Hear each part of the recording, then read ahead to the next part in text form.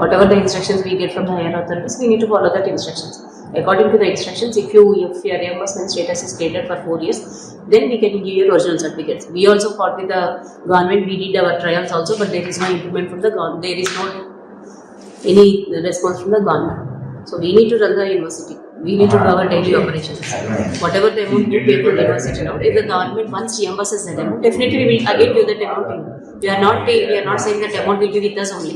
అవును madam, wait చేసినాం 3 years wait చేసినాం. మరి ఏం చేయాలి? వాటితో గవర్నమెంట్ వెళ్ళి పెట్టండి. గొడవ పెట్టేది కదా మేడం, ఇప్పటికి చాలా పెడుతున్నారు, ఎంత ఇబ్బంది పడుతున్నాం.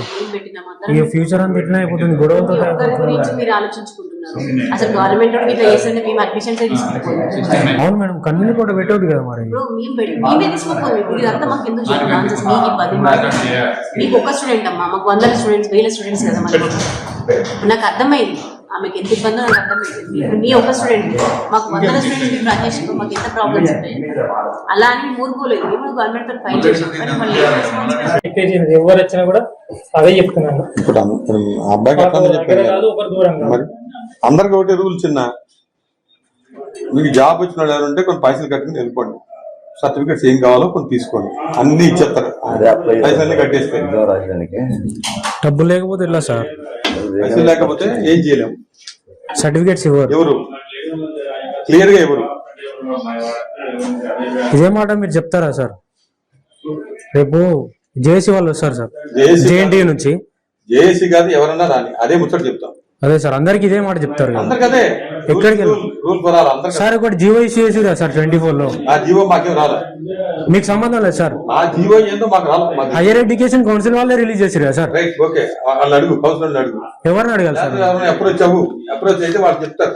సార్ ఇక్కడే కదా సార్ కాలేజ్, ఇక్కడే అడగాలి సార్. మేము ఇంకెక్కడ అడగాలి సార్? ఇక్కడ రూల్స్ ఏముంది ఆ విధంగా మాట్లాడతారు.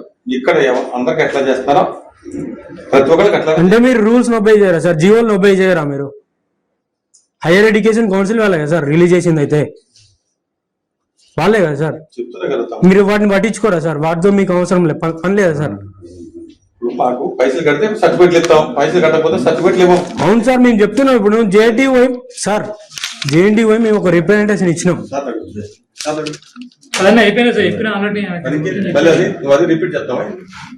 రిపీట్ కాదు సార్, డబ్బులు లేవు అని చెప్తున్నాం సార్. పాసిబిలిటీ ఉన్నంత వరకు స్టూడెంట్స్ కి అన్ని హెల్ప్ చేస్తారు. అవును సార్. హెల్ప్లెస్ పొజిషన్ లో మనం వాళ్ళు ఏం చేయలేము.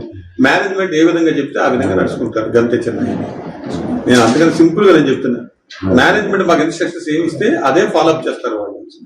అంటే ఇప్పుడు మేనేజ్మెంట్ ఇంకా మీకు ఏం ఇవ్వలేదు సార్? ఇప్పుడు దయచేసి అర్థం చేసుకోండి, పైసలు కట్టాలి, పైసలు కడితేనే ఏమని చెప్పినారా సార్ మేనేజ్మెంట్? అంతే అంతే, క్లియర్. పైసలు కడితే మేనేజ్మెంట్